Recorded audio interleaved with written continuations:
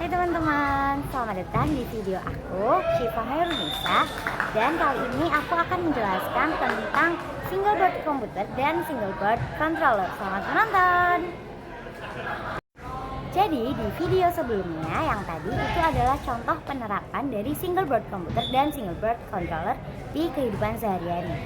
Nah, video tadi itu adalah alat penyiram tanaman otomatis yang menggunakan single board komputer dan single board controller, yaitu Raspberry Pi dan Arduino. Nah, gimana sih caranya? Nah, nanti kalian akan tahu dengan menonton video aku ini ya. Analyze signal to digital space to make sure that everything's working okay. And honestly, it worked perfectly. And there you have it, a fully.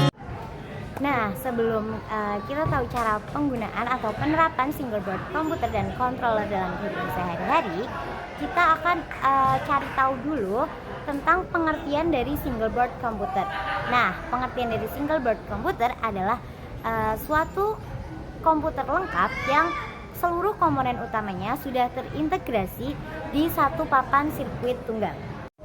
Nah, jadi single board komputer ini secara gampangnya, secara mudahnya pengertiannya adalah misalnya dia itu seperti komputer kecil, komputer mini, tapi dia sudah bisa mengatur semuanya dalam satu sistemnya ini.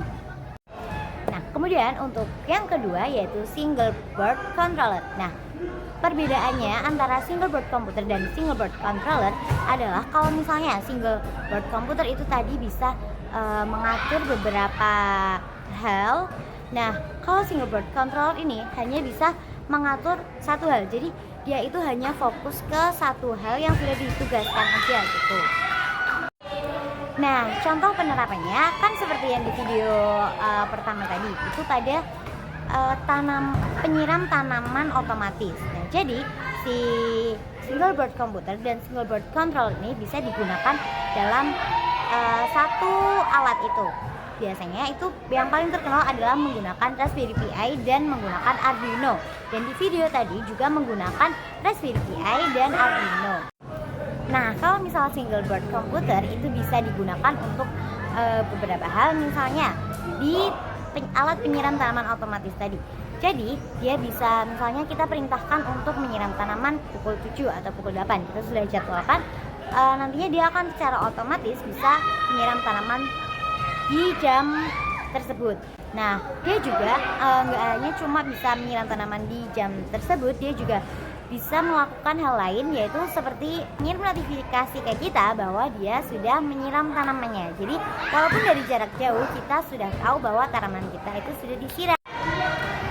Kemudian single board controller. Kalau single board controller ini, si Arduino ini itu nggak bisa melakukan dua hal tadi seperti single board komputer. Jadi dia hanya bisa melakukan satu tugas saja. Misalnya dia sudah ditugaskan untuk menyiram tanaman pukul 7, 8 atau berapapun itu.